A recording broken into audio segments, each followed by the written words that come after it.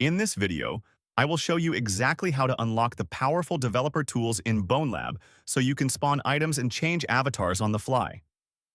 This process is actually quite simple, but it is hidden deep within the settings menu for some reason. First, launch the game and make sure you are in the main menu or inside the laboratory hub.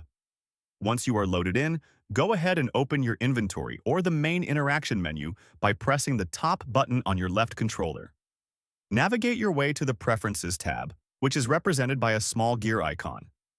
Inside Preferences, look toward the bottom left of the screen for a button labeled General. Click that to open a new set of options. Now look for the setting called Developer Mode. By default, this is toggled off, but you want to switch it to on. Once you enable it, a new button labeled Marrow Tools or Developer will appear in your radial menu. To use these new powers, hold down the menu button and select the bone icon or the developer option. From here, you can select the spawn gun to bring any object into the world, or use the scene loader to jump between different maps quickly.